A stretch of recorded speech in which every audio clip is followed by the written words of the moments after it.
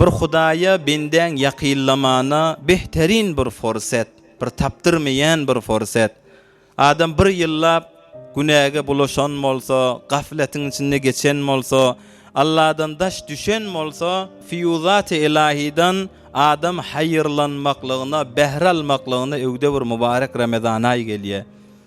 Ol ay rahmet ay, ol ay mağfiret ay.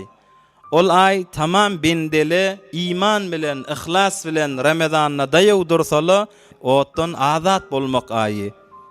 24 saat 12 ayda Ramazan ay diýirler, aýyň ýagşysyn, aýlaň ýagşysy, aýlaň sultany, aýlaň rahmetlisi. Bu aydan sirim adam amadegi görmeli, teýýarlanmaly. Enemiz Hazreti Aýeşe radıyallahu teala anha "Ma ra'aytu Rasulallahi sallallahu aleyhi ve sellem istekmele siyame şehrin qattu." Men Rasulullah aleyhissalamy görmedim. Bir ayı tekmil edip bir ay kamil arada tutsun. Her aydan tutýatdy Rasulullah aleyhissalam. Emma bir ayı tekmil edip kamil bir ayın özün arada tutsanny görmedim. İlla Ramazan. Meger Ramazan ay bir ay kamil tutýatdy. Şu Şaban ayda arada tutuşýaly, başga aylarda arada tutýanny görmeýetdim diýe. Şaban ayda Rasulullah aleyhissalam aradasyn beýleki aylardan kärräk tutýanmışdyk. İllet näme? Öwde Ramazan ay we şoňa amadegi görmeden şirim. Bu ayla şu mahal Ramazandan öňçäki forsatly biz teýýarlyk görmeli aýmyz. Teýýarlyk diýilenne eyni cismi adam teýýarlyk görşýäli, ruhi da adam teýýarlyk görmelidir. Ýaş musulman dogully. Şeriatyň ruhsat berýän zadyşy. Cismiň meriz bolup arada barma. Eyni şonýaly ruhumyz da meriz bolsa, adam aradadan behrän alyp bilmeýär. Aradadan paýyn almak gyn bolýar. Ruhuň merizçiligi näme?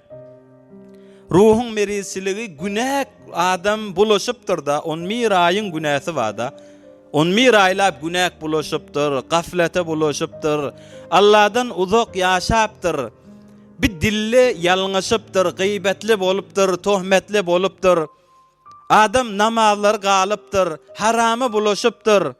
Ýa-hassa yürekli bulaşypdyr. Nämeden? Kineden, kuduratdan. Adamın cismi salim bolmaklygy bilen ruhi bir merizçilikle va, bir günäle va, bir aludegile va. Eyni cismiň meriz bolanyny arada akbar bilmeýän, arada tutup bilmeýän, ruhuň da meriz bolsa aradadan behrän alyp bolmaýar. Ay adam bir muşkeli va bolsa, derdi va bolsa, öňçe pezişki bilen gurrun etýär, men aradan başarsam tutjak ha. İmanly adam ganimet bolsa goýjak ya bolýar. Elhamdülillah, hassa türkmen milleti şeýle. Cismiň meriz bolsa adam arada barp bilmeýär, ruhumyz da biz taqwiyet edýäliň. Ruhumyz da merizçiliklerini aýyrýalyň. O näme? Ruh günä bulaşypdyr. Haram irtibatla ba bolsa aradadan lezzet alyp bolmaýar, behrän alyp bolmaýar. Günäk bulaşypdyr ýa yürek doly kineden, kuduratdan, dogonjyň bilen bir-biriň ýüzüne bakmaýan bir ruhi meriz bolýar. Adam aradadan behrän almak gyn bolýar. Hazreti Mevlana nagat awadan aýtýar: "Ey besa Hindu we Türk hemzaban. Ey besa Hindu we Türk hemzaban. Ey besa do Türk çon biganegan. Pes zabane hemdeli khud diger ast, hemdeli az hemzabani behter ast" diýär Hazreti Mevlana. Dilleri aýra aýra, emma yürekler bir bolansaň, bula hemzaban bolup ýörler. Bula muhabbetli ýaşap ýörler. Haja barýan her ýerden gelipdirler, her dilli adam. Emma hemmesi hemzaban mulaqadan diller bir ýaly bolup gezip ýörler. Maksat näme? Hudaýyň razyçylygynyň ýerinde gezip ýörler. Dille aýra-aýra bolsa da yürekli bir bolandan soňra bula hemzaban bolýar diýär.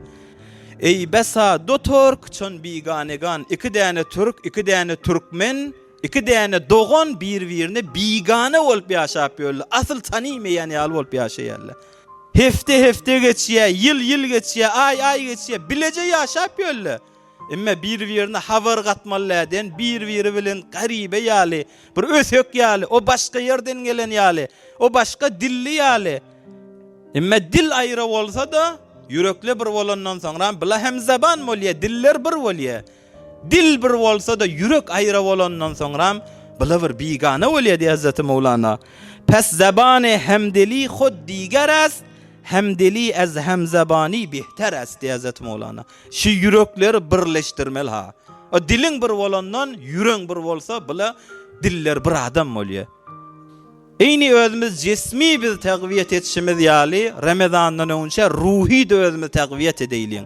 Näme? Yürekde günah bar bolsa, kine bar bolsa, kuduret bar bolsa, biriniň haky ilen bolsa, birine zulm edilen bolsa, birine ınjydylan bolsa, bir sen elinden narahat bolup ýören bolsa, bir ruhi de biz onu täqwiyet etmeli. Onu biz merizçiligin aýyrmaly. Ey can dost, can agam, bagyşla can dostum. Menden razi bol, mübarek Ramazan ayı etip gelýär.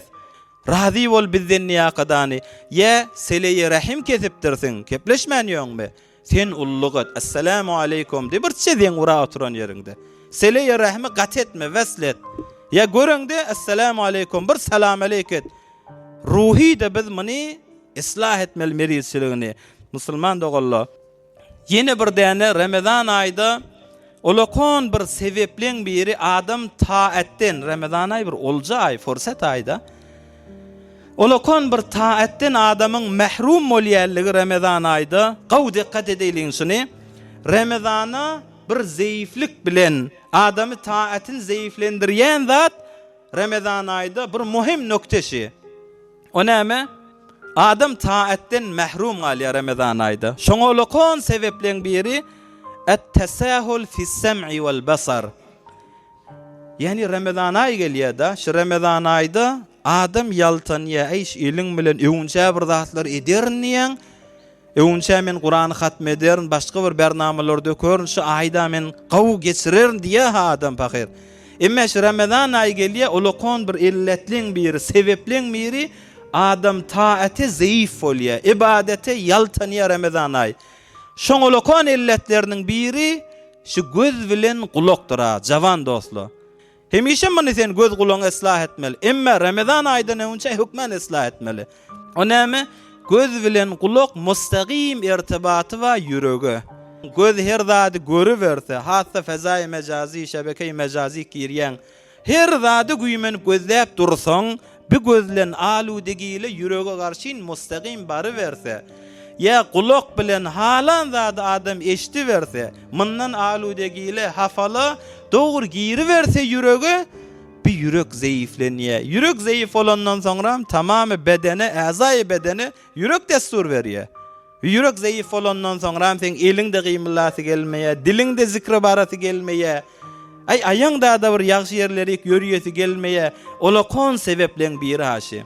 Bir bolar bolmaz zatla ýüregiňi zayıf etdirýän zatla iman zäfe düşürüp sen soňram taatine zäf getirjek zatlardan uzak durmalysy ýaş dostlar. Geçen selefle Hudaý Taalaga doga etýärmişdiler 6 ay Ramazan aýdan önce. Şu ýylyň ortasyndan meýlek doga etýärmişdi. Hudaýa biz Ramazan aýy ýetirewer diýip. Ramazan aýda gaw çörüňeşýärli ibadete Ramazan aýy geçenden soňram yine 6 aylap doga etýärmişdi. Hudaýa şu Ramazan aýyň içindäki edinje taat ibadetlerimiz bizden kabul edewer, kıyamet defterimizde şonu biz makbul bolan emellerden ýazawer Hudaýa diýip yine 6 aylap Ramazanna ibadetlerimiz bizden kabul etdiýäkidan ýalwaryp edýärmişdikler. Näme? Ramazan aý Resulullah aleyhisselam aýtdy. Ramazan aýyň içinde her gijede Hudaý Taalaň nagat bendelerin otdan azad etýän bendeler bolýar diýipdir Resulullah aleyhisselam. Yani Ramazanyň evvellen ahyryna da her gijede haşy.